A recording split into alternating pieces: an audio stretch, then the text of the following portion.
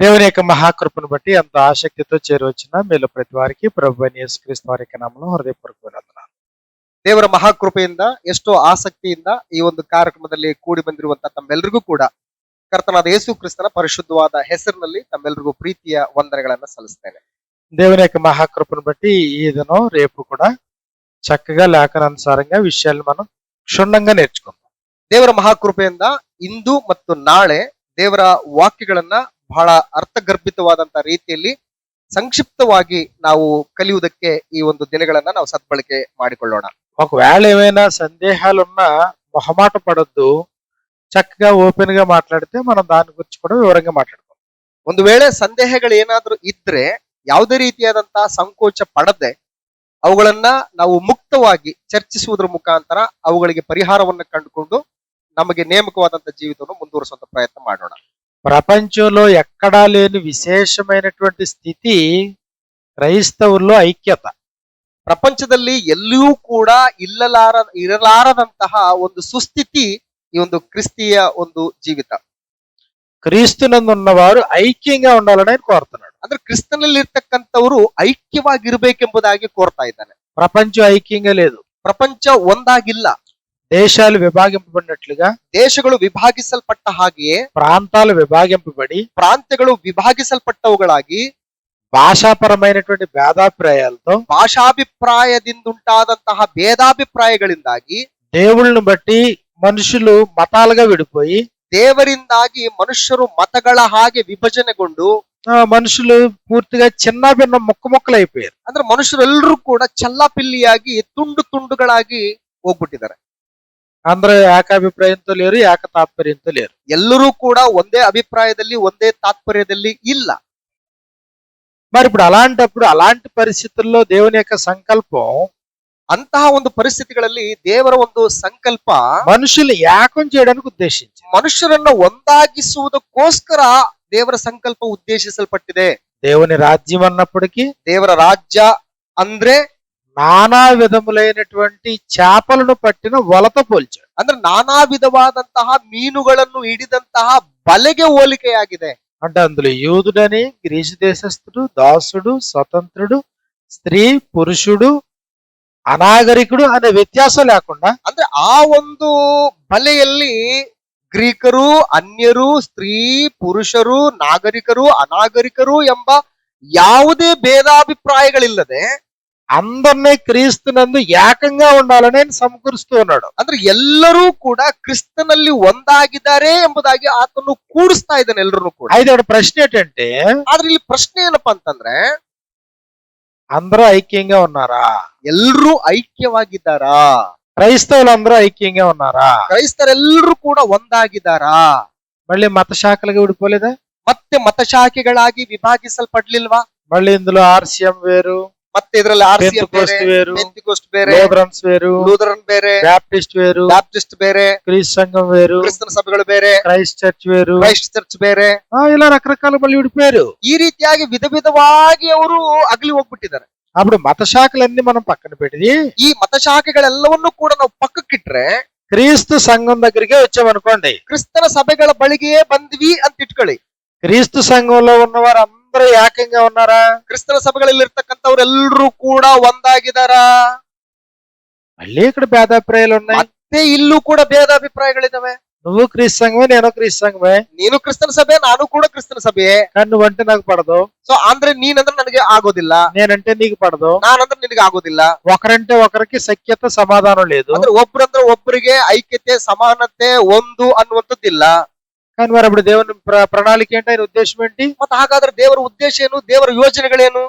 ఆయన ఐక్యత కోరుతున్నాడా, అనైక్యత కోరుతున్నాడా? ದೇವರು ಐಕ್ಯತೆಯನ್ನು ಕೋರ್ತಾ ಇದ್ದಾನಾ ಅಥವಾ ಅನೈಕ್ಯತೆಯನ್ನು ಕೋರ್ತಾ ಇದ್ದಾನಾ? ఆయన కోరుకునేది ఐక్యతను కదా. ಆತನು ಕೋರಿಕೊಳ್ಳುವಂತದ್ದು ಐಕ್ಯತೆ ತಾನೇ. ఎఫెసీ పత్రిక 4:3 మనం చూసినప్పుడు, ಎಫೆಸದವರಿಗೆ ಬರೆದ ಪತ್ರಿಕೆ 4ನೇ ಅಧ್ಯಾಯ 3ನೇ ವಚನವನ್ನ ನಾವು ನೋಡುವುದಾದ್ರೆ ఇది అక్కడ మనకి ఇలా వ్రాయబడింది. ಈಗ ಅಲ್ಲಿ ನಮಗೆ ಈ ರೀತಿಯಾಗಿ ಬರೆಯಲ್ಪಟ್ಟಿದೆ.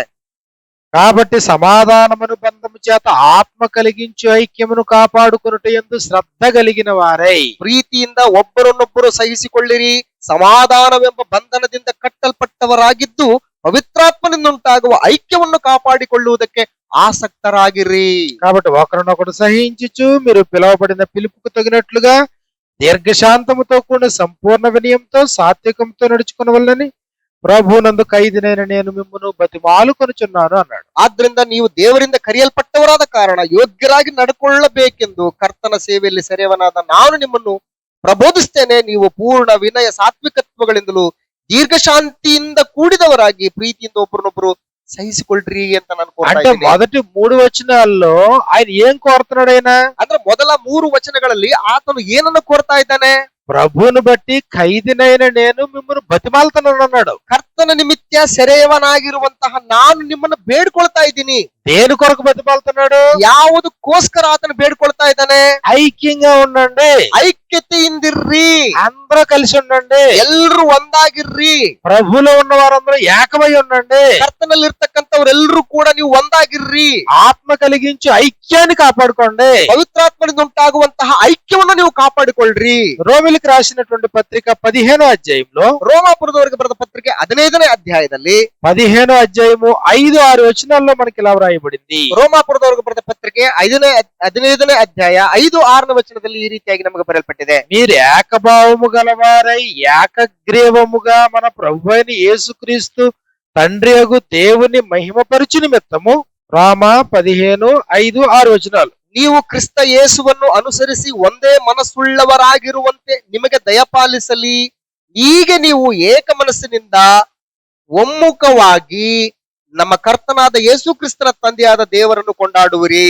క్రీస్తు యేసు చిత్త ప్రకారము ఒకనితో ఒకడు మనస్సు కలిగిన వారై ఉన్నట్లు ఓర్పునకు ఆదరణకర్తయగు దేవుడు మీకు అనుగ్రహించును గాక. ಅಂದ್ರೆ ಕ್ರಿಸ್ತನಲ್ಲಿ ನೀವು ಒಂದೇ ಮನಸ್ಸುಳ್ಳವರಾಗಿರುವಂತೆ ನೀವೆಲ್ಲರೂ ಏಕ ಮನಸ್ಸಿನಿಂದ ಒಮ್ಮುಖವಾಗಿರುವಂತೆ ನಮ್ಮ ಕರ್ತನಾದ ಯೇಸು ಕ್ರಿಸ್ತನ ತಂದೆಯಾದ ದೇವರನ್ನು ನೀವು ಕೊಂಡಾಡುವಿರಿ. ఇక్కడ ఒకటే ఏకాభిప్రాయము, ಇಲ್ಲಿ ಒಂದನೇದಾಗಿ ಏಕಾಭಿಪ್ರಾಯ, ఏక భావము, ಒಂದೇ ಭಾವನೆ, ఏకగ్రీవము ಅಂದ್ರೆ ಒಂದೇ ಮನಸ್ಸುಳ್ಳವರಾಗಿ, ఒకనితో ఒకడు మనసు కలిగి ఉండడం. ಅಂದ್ರೆ ಒಬ್ಬರಿಗೊಬ್ಬರು ಒಂದೇ ಮನಸ್ಸುಳ್ಳವರಾಗಿರುವಂತೆ.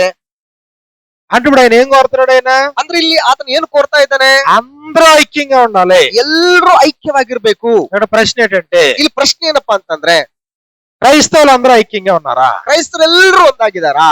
క్రీస్తు సంఘం అంతా ఐక్యంగా ఉందా? ಕ್ರಿಸ್ತನ ಸಭೆಗಳೆಲ್ಲವೂ ಕೂಡ ಒಂದಾಗಿದಾವ? ఐక్యత లేదు. ಐಕ್ಯತೆ ಇಲ್ಲ. అనైక్యతకు కారణాలేంటి? ಈ ಅನೈಕ್ಯತೆಗಳಿಗೆ ಕಾರಣಗಳೇನು? క్రైస్తవుల మధ్యన ఐక్యత లేకపోవడానికి కారణాలేంటి? ಕ್ರೈಸ್ತರ ನಡುವೆ ಐಕ್ಯತೆ ಇಲ್ಲದೆ ಇರುವುದಕ್ಕೆ ಕಾರಣಗಳೇನು? భారతదేశంలో అనేక రాష్ట్రాలు ఉన్నాయి. ಭಾರತ ದೇಶಗಳಲ್ಲಿ ಅನೇಕ ರಾಜ್ಯಗಳಿದಾವೆ. ఆంధ్రప్రదేశ్, తెలంగాణ, కర్ణాటక, కేరళ, లేకపోతే మధ్యప్రదేశ్, ఒరిస్సా, ఇలాగా రకరకాల రాష్ట్రాలు ఉన్నాయి. ಈ ಭಾರತ ದೇಶದಲ್ಲಿ ಕರ್ನಾಟಕ ಇದೆ, ಆಂಧ್ರ ಪ್ರದೇಶ ಇದೆ, ತೆಲಂಗಾಣ ಇದೆ, ಒರಿಸ್ಸಾ ಇದೆ, ಮಧ್ಯಪ್ರದೇಶ ಇದೆ, ಕರ್ನಾಟಕ, ತಮಿಳುನಾಡು, ಕೇರಳ, ಈ ರೀತಿ ಎಲ್ಲ ರಾಜ್ಯಗಳಿದಾವೆ. అన్ని ప్రాంతాల్లో క్రీస్తు సంఘాలు ఉన్నా, ಎಲ್ಲಾ ಪ್ರಾಂತ್ಯಗಳಲ್ಲಿ ಕ್ರಿಸ್ತನ ಸಭೆಗಳು ಇದ್ದಾಗ್ಯೂ ಕೂಡ భాషలు వేరైనా, ಭಾಷೆಗಳು ಬೇರೆ ಆಗಿದ್ರು ಕೂಡ ఒకే గ్రంథం కదా, ಒಂದೇ ಗ್ರಂಥ ತಾನೇ ಎಲ್ರಿಗೂ ఒకే ಇರೋದು. దేవుడు కదా, ಒಬ್ಬನೇ ದೇವರು ತಾನೇ ಎಲ್ರಿಗೂ ఒకే ಇರೋದು. ప్రభు కదా, ಒಬ್ಬನೇ ಕರ್ತನು ತಾನೇ ಎಲ್ರಿಗೆ. ఒకే ఆత్మ నమ్ముతున్నాం, ಒಬ್ಬನೇ ಆತ್ಮನನ್ನ ನಾವು ನಂಬ್ತಾ ಇದ್ದೀವಿ. ఒకే విశ్వాసం కలిగి, ಒಂದೇ ವಿಶ್ವಾಸವನ್ನು ಹೊಂದಿಕೊಂಡು ఒకే నిరీక్షణతో, ಒಂದೇ ನಿರೀಕ್ಷಣೆಯೊಂದಿಗೆ, ఏకాభిప్రాయం ఏకగ్రీవంగా బ్రతకాలి కదా. ಅಂದ್ರೆ ಒಮ್ಮುಖವಾಗಿ ಒಂದೇ ಮನಸ್ಸಿನಿಂದ ಬದುಕಬೇಕಲ್ವಾ? కానీ క్రైస్తవ సమాజంలో అనైక్యత కారణాలేంటి? ಆದ್ರೆ ಕ್ರೈಸ್ತ ಸಮಾಜದಲ್ಲಿ ಅನೈಕ್ಯತೆಗೆ ಕಾರಣಗಳೇನು? ఇదిగో మొట్టమొదటి కారణం మనం చూసినప్పుడు బైబిల్ ప్రకారం ಬೈಬಲ್ ಪ್ರಕಾರವಾಗಿ ಮೊಟ್ಟ ಮೊದಲನೆಯ ಕಾರಣವನ್ನು ನಾವು ನೋಡುವುದಾದ್ರೆ స్వార్థం. ಒಂದೆದ್ದು ಸ್ವಾರ್ಥ. స్వార్థికుల మధ్యన గాని సంఘ సభ్యుల మధ్యన గాని స్వార్థం చేకూరితే, ಸುವಾರ್ಥಿಕರ ನಡುವೆಯಾಗಲಿ ಅಥವಾ ಸಭೆಯ ಸದಸ್ಯರುಗಳ ನಡುವೆಯಾಗಲಿ ಈ ಸ್ವಾರ್ಥ ಅನ್ನುವಂಥದ್ದು ಏನಾದ್ರೂ ಮನೆ ಮಾಡ್ಕೊಂಡ್ಬಿಟ್ರೆ ఇది ఐక్యతను దెబ్బతీస్తుంది. ಈ ಐಕ್ಯತೆಗೆ ಪೆಟ್ಟು ಕೊಡ್ತದೆ. స్వార్థం అంటే ఏంటి? ಸ್ವಾರ್ಥ ಅಂದ್ರೆ ಏನು? నాది, నేను, ನಾನು, ನಂದು, ఇది దీన్ని స్వార్థం అంటాం. ಇದನ್ನೇ ಸ್ವಾರ್ಥ ಅಂತ ಕರಿತೀವಿ. అపోస్తుల కార్యాల్లో మనం చూసినప్పుడు ಅಪೊಸ್ತಲರ ಕೃತ್ಯಗಳಲ್ಲಿ ನಾವು ನೋಡುವುದಾದ್ರೆ 20వ అధ్యాయము 28వ వచనంలో 20ನೇ ಅಧ್ಯಾಯ 28ನೇ ವಚನದಲ್ಲಿ 28వ వచనం నుండి పౌలు ఈ ప్రకారంగా చెప్పాడు సంఘ పెద్దలకి. ಸಭೆಯ ಹಿರಿಯರಿಗೆ ಪೌಲನು 28ನೇ ವಚನದಿಂದ ಈ ರೀತಿಯಾಗಿ ಹೇಳ್ತಾ ಇದ್ದಾನೆ. దేవుడు తన స్వరక్తమిచ్చి సంపాదించిన తన సంఘమును కాయుటకు పరిశుద్ధాత్మ మిమ్మును దేని అధ్యక్షులుగా ఉంచెనో ఆ యావత్ మందను గూర్చి మిమ్మును మట్టుకు మిమ్మును గూర్చి ಜಾಗ್ರತగా ఉంಡುಡಿ. ದೇವರು ಸ್ವರಕ್ತದಿಂದ ಸಂಪಾದಿಸಿಕೊಂಡ ಸಭೆಯನ್ನು ಪರಿಪಾಲಿಸುವುದಕ್ಕಾಗಿ ಪವಿತ್ರಾತ್ಮನು ನಿಮ್ಮನ್ನೇ ಆ ಇಂಡಿನಲ್ಲಿ ಅಧ್ಯಕ್ಷರಾಗಿಟ್ಟಿರುವುದರಿಂದ ನಿಮ್ಮ ವಿಷಯದಲ್ಲಿಯೂ ಎಲ್ಲಾ ಇಂಡಿನ ವಿಷಯದಲ್ಲಿಯೂ ಎಚ್ಚರಿಕೆಯಾಗಿರ್ರಿ. నేను వెళ్ళిపోయిన తరువాత క్రూరమైన తోడేళ్లు మీలో ప్రవేశించినని నాకు తెలియను. ನಾನು ಹೋದ ಮೇಲೆ ಕ್ರೂರವಾದ ತೋಳುಗಳು ನಿಮ್ಮೊಳಗೆ ಬರುವವೆಂದು ನಾನು ಬಲ್ಲೆನು. వారు మందను కనికరింపరు, ಅವರು ಇಂಡನ್ನು ಕನಿಕರಿಸುವುದಿಲ್ಲ, మరియు శిష్యులను తమ వెంట ఈడ్చుకొని పోవాలని వంకర మాటలు చెప్పేవారు ఇదిగో మీలోనే బయలుదేరతారు. ಇದಲ್ಲದೆ ನಿಮ್ಮಲ್ಲಿಯೂ ಕೆಲವರು ಎದ್ದು ವ್ಯತ್ಯಾಸ ಬೋಧನೆಗಳನ್ನು ಮಾಡಿ ಯೇಸುವಿನ ಶಿಷ್ಯರನ್ನು ತಮ್ಮ ಹಿಂದೆ ಎಳುಕೊಳ್ಳುವರು. అంటే మనుషులను తమ వెంట ఈడ్చుకుని పోవడం, ಅಂದ್ರೆ ಮನುಷ್ಯರನ್ನ ತಮ್ಮ ಹಿಂದೆ ಎಳೆದುಕೊಂಡು ಹೋಗುವಂತವ್ರು, తమ వెంట ఈడ్చుకుని పోవడం, ತಮ್ಮ ಹಿಂದೆ ಎಳೆದುಕೊಂಡು ಹೋಗ್ತಕ್ಕಂಥವ್ರು. ఇది స్వార్థం. ಇದು ಸ್ವಾರ್ಥ. మనుషుల్ని తమ వెంట ఈడ్చుకుని పోవడానికి వంకర మాటలు చెప్పడం. ಅಂದ್ರೆ ಮನುಷ್ಯರನ್ನ ತಮ್ಮ ಹಿಂದೆ ಎಳೆದುಕೊಂಡು ಹೋಗುದಕ್ಕೋಸ್ಕರ ವಕ್ರವಾದಂತ ಮಾತುಗಳನ್ನು ಹೇಳೋದು. ఇప్పుడు సర్వలోకానికి వెళ్లి సర్వ సృష్టికి సువార్తను ప్రకటించి సమస్త జనులని ఆయనకి శిష్యులుగా చేయమన్నాడే గాని ಸರ್ವಲೋಕಕ್ಕೆ ಹೋಗಿ ಸರ್ವ ಜನಗಳಿಗೆ ಸುವಾರ್ತೆಯನ್ನು ಪ್ರಕಟಿಸಿ ಆ ಜನಗಳನ್ನ ಆತನಿಗೆ ನೀವು ಒಪ್ಪಿಸ್ಬೇಕು ಅಂತ ಹೇಳಿದ್ರೆ శిష్యుల్ని నీ వైపు తిప్పుకోమని చెప్పలేదు కదా. ಅಂದ್ರೆ ಶಿಷ್ಯರನ್ನ ತಮ್ಮ ಕಡೆಗೆ ಎಳ್ಕೊಳ್ಳಿ ಅಂತ ಹೇಳಿಲ್ವಲ್ಲ.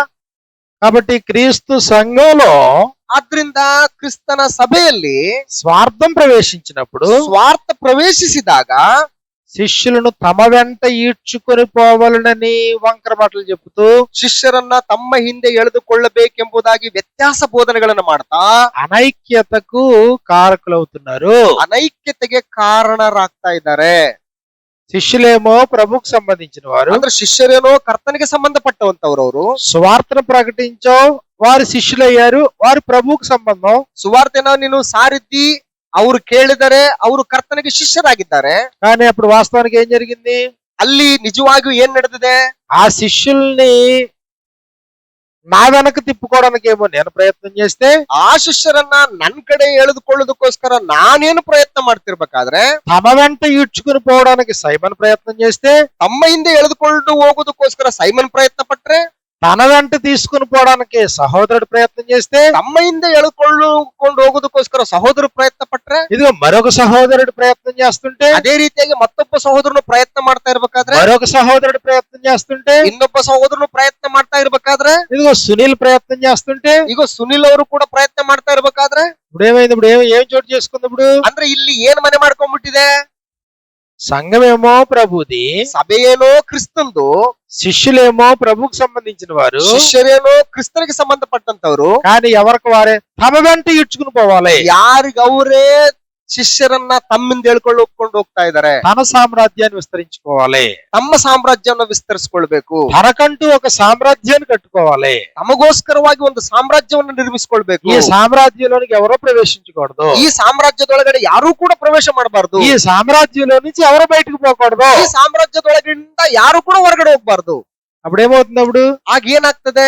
స్వార్థం ఎప్పుడైతే సంఘంలోనికి ప్రవేశించిందో, ಯಾವಾಗ ಸ್ವಾರ್ಥ ಅನ್ನುವಂಥದ್ದು ಸಭೆಯ ಒಳಗಡೆ ಪ್ರವೇಶ ಮಾಡ್ತದೋ, స్వార్థం ఎప్పుడైతే స్వార్థికుల్లోనికి ప్రవేశించిందో, ಯಾವಾಗ ಈ ಸ್ವಾರ್ಥ ಸುವಾರ್ಥಿಕನ ಒಳಗಡೆ ಪ್ರವೇಶ ಮಾಡ್ತದೋ, శిష్యులను తమ వెంట ఈడ్చుకుని పోవాలనే దురుద్దేశం ఎప్పుడైతే పుట్టిందో, ಶಿಷ್ಯರನ್ನ ತಮ್ಮ ಹಿಂದೆ ಎಳೆದುಕೊಂಡು ಹೋಗಬೇಕೆನ್ನುವಂತಹ ಒಂದು ದುರಾಸೆ ಅವರಲ್ಲಿ ಉಂಟಾಗ್ತದೋ, ఇదిగో అప్పుడు పరిస్థితి ఏమైందంటే మనుషులు ಐಕ್ಯತನೆ ಕೋಲ್పోయారు. ಆಗ ಪರಿಸ್ಥಿತಿಗಳು ಏನಾಗ್ತವೆ ಅಂತಂದ್ರೆ ಮನುಷ್ಯರು ತಮ್ಮ ಮುಂದೆ ಎಳ್ಕೊಂಡು ಹೋಗ್ತಾರೆ. సహోదరుల మధ్యన ఐక్యత లేదు, ಸಹೋದರ ನಡುವೆ ಐಕ್ಯತೆ ಇರೋದಿಲ್ಲ, స్వార్థికుల మధ్యన ఐక్యత లేదు, ಸುವಾರ್ಥಿಕರ ನಡುವೆ ಐಕ್ಯತೆ ಇರೋದಿಲ್ಲ. చెప్పుకోవడానికి అందరూ క్రీస్తు సంఘమే, ಹೇಳ್ಕೊಳ್ಳೋದಕ್ ಮಾತ್ರ ಎಲ್ಲರೂ ಕ್ರಿಸ್ತನ್ ಸಭೆಯವರೇ, మీరు క్రీస్తు సంఘమే, మేము క్రీస్తు సంఘమే, ನೀವು ಕ್ರಿಸ್ತನ್ ಸಭೆಯವರೇ, ನಾವು ಕೂಡ ಕ್ರಿಸ್ತನ್ ಸಭೆಯವರೇ. కానీ మిమ్మల్ని మేము అంగీకరించం, మమ్మల్ని మీరు అంగీకరించం. ಈಗ ನಿಮ್ಮನ್ನ ನಾವು ಅಂಗೀಕರಿಸೋದಿಲ್ಲ, ನಮ್ಮನ್ನ ನೀವು మా ಅಂಗೀಕರಿಸೋದಿಲ್ಲ. గ్రూప్ మాదే, మీ గ్రూప్ ఇదే, ನಮ್ ಗ್ರೂಪ್ ನಮ್ದು, ನಿಮ್ ಗ್ರೂಪ್ ನಿಮ್ದು, ఎవరి గ్రూప్ వాళ్ళదే. ಯಾರ ಗ್ರೂಪ್ ಅವ್ರದೇ. అవసరమైతే ಸಾಧ್ಯವಾದ್ರೆ నీ గ్రూప్ లో నుంచి ఎవరైనా నా గ్రూప్ లో పెట్టుకుంటాను, ನಿಮ್ಮ ಗ್ರೂಪ್ ನಿಂದ ಕೆಲವರನ್ನಾದ್ರೂ ಯಾರಾದ್ರೂ ಸರಿ ನನ್ನ ಗ್ರೂಪ್ ಅಲ್ಲಿ ಇಟ್ಕೊಳ್ತೀನಿ. నా గ్రూప్ లో నుంచి ఎవరు బయటకు పోకూడదు. ಆದ್ರೆ ನನ್ನ ಗ್ರೂಪ್ ಇಂದ ಯಾರು ಕೂಡ ಹೊರಗಡೆ ಹೋಗ್ಬಾರ್ದು. ఎక్కడి నుంచి వచ్చింది ఈ ఆలోచన? ಎಲ್ಲಿಂದ ಬಂತು ಈ ಆಲೋಚನೆ? స్వార్థంలో నుండి పుట్టిన ఆలోచన ఇది. ಸ್ವಾರ್ಥದಿಂದ ಹುಟ್ಟಿದಂತ ಆಲೋಚನೆ ಇದು. సత్యం స్వతంత్రులు చేయాలి కదా. ಸತ್ಯ ಅನ್ನುವಂಥದ್ದು ನಿಮ್ಮನ್ನ ಸ್ವತಂತ್ರನಾಗಿ ಮಾಡ್ಬೇಕಲ್ವಾ? నువ్వు స్వతంత్రుడు అయితే, ನೀನು ಸ್ವತಂತ್ರನೇ ಆಗಿದ್ರೆ నువ్వు స్వతంత్రంగా పాపాన్ని విడిచిపెట్టి ప్రభు యొక్క శిష్యులు అవుతున్నావు కదా. ಪಾಪವನ್ನ ಬಿಟ್ಟು ಕೊಟ್ಟು ಕರ್ತನಿಗೆ ನೀನು ಶಿಷ್ಯನಾಗ್ಬೇಕಲ್ವಾ? కాబట్టి శిష్యులను తమ వెంట ఈడ్చుకుని పోవాలనేటువంటి దురుద్దేశం వలన, ಶಿಷ್ಯರನ್ನ ತಮ್ಮ ಹಿಂದೆ ಎಳೆದುಕೊಂಡು ಹೋಗಬೇಕೆನ್ನುವಂತಹ ಒಂದು ದುರಾಸೆಯಿಂದಾಗಿ, స్వార్థం ప్రవేశించిన కారణం చేత, ಸ್ವಾರ್ಥ ಪ್ರವೇಶಿಸಿದ ಕಾರಣದಿಂದಾಗಿ ఇదిగో మనుషులు ఐక్యతను కోల్పోయారు. ಮನುಷ್ಯರು ಐಕ್ಯತೆಯನ್ನ ಕಳೆದುಕೊಂಡ್ಬಿಟ್ಟಿದ್ದಾರೆ. ఫిలిప్పీలకు రాసిన పత్రిక 2వ అధ్యాయాన్ని మనం చూసినప్పుడు, ಫಿಲಿಪ್ಪಿಯವರಿಗೆ ಬರೆದ ಪತ್ರಿಕೆ 2ನೇ ಅಧ್ಯಾಯವನ್ನ ನಾವು ನೋಡೋದಾದ್ರೆ 2-3 వచనాల్లో మనకి ఇలా వ్రాయబడింది. 2 ಮತ್ತು 3ನೇ ವಚನದಲ್ಲಿ ನಮ್ಗೆ ಈ ರೀತಿಯಾಗಿ ಬರೆಯಲ್ಪಟ್ಟಿದೆ. మీరు ఏక మనస్కులగునట్లుగా ఏక ప్రేమ కలిగి ఏకభావము గలవారయుండి ఒక్కదాని అందే మనస్సుంచుచు నా సంతోషము సంపూర్ణము చేయుడి. ఫిలిప్పి 2:2 ಐಕ್ಯಮತ್ಯ ಉಳ್ಳವರಾಗಿದ್ದು ನನ್ನ ಸಂತೋಷವನ್ನು ಪರಿಪೂರ್ಣ ಮಾಡಿರಿ. ನಿಮ್ಮೆಲ್ಲರಲ್ಲಿ ಒಂದೇ ಪ್ರೀತಿ ಇರಲಿ, ಅನ್ಯೋನ್ಯ ಭಾವವುಳ್ಳವರು, ಒಂದೇ ಗುರಿ ಇಟ್ಟುಕೊಂಡವರೂ ಆಗಿರ್ರಿ. ఏం చెప్తున్నాడు? ఏక మనస్కులగునట్లుగా, ಐಕ್ಯಮತ್ಯ ಉಳ್ಳವರಾಗಿದ್ದು, ఏక ప్రేమ కలిగి, ಒಂದೇ ಪ್ರೀತಿಯನ್ನು ಹೊಂದಿಕೊಂಡು, ఏక భావము గలవారయుండి ಒಂದೇ ಭಾವನೆಯನ್ನು ಹೊಂದಿಕೊಂಡವರಾಗಿದ್ದು, ఒక్కదాని అందే మనస్సుంచుచు, ಒಂದೇ ಗುರಿ ಇಟ್ಟುಕೊಂಡವರಾಗಿ, ಒಂದರಲ್ಲೇ ಮನಸ್ಸಿಟ್ಟವರಾಗಿ.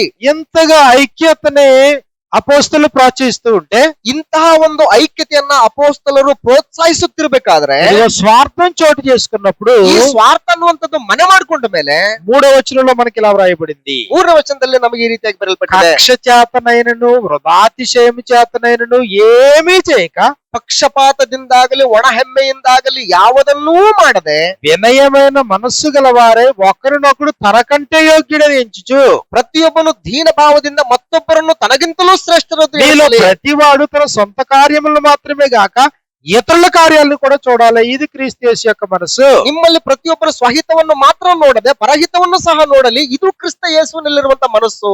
కానీ స్వార్థం చోటు చేసుకున్నప్పుడు ಆದ್ರೆ ಸ್ವಾರ್ಥ ಅನ್ನುವಂಥದ್ದು ಮನೆ ಮಾಡಿಕೊಂಡ ಮೇಲೆ ఏమైంది అంటే మనుషులు విడిపోయారు. ಮನುಷ್ಯರು ಏನಾಗಿದ್ದಾರೆ ಅಂತಂದ್ರೆ ಅಗಲಿ ಹೋಗ್ಬಿಟ್ಟಿದ್ದಾರೆ. ఐక్యత లేకుండా పోతుంది. ಐಕ್ಯತೆ ಇಲ್ಲದೆ ಹೋಗ್ತಾ ಇದೆ. కాబట్టి స్వార్థం మొదటి కారణం అయితే, ಸ್ವಾರ್ಥ ಅನ್ನುವಂಥದ್ದು ಮೊದಲನೇ ಕಾರಣವಾದ್ರೆ, రెండోది ప్రధానత్వాన్ని నిలుపుకోవడం. ಎರಡನೇದ್ದು ತಮ್ಮ ಒಂದು ಪ್ರಧಾನತೆಯನ್ನ ನಿಲ್ಲಿಸಿಕೊಳ್ಳುವಂಥದ್ದು. ప్రధానత్వమును నిలుపుకోవడం, ತಮ್ಮ ಒಂದು ಪ್ರಾಮುಖ್ಯತೆಯನ್ನ ಸ್ಥಿರಪಡಿಸಿಕೊಳ್ಳುವಂಥದ್ದು. సంఘంలో నేను ప్రధానుణ్ణి, ಸಭೆಯಲ್ಲಿ ನಾನು ಪ್ರಾಮುಖ್ಯ, నువ్వు ప్రాముఖ్యం, ఎవరికి వాళ్ళే మనం ప్రధానమైన వ్యక్తులు, మనం ప్రధానత్వాన్ని కాపాడుకోవాలి అనేటువంటి ధోరణిలో ఐక్యతను కోల్పోతాం.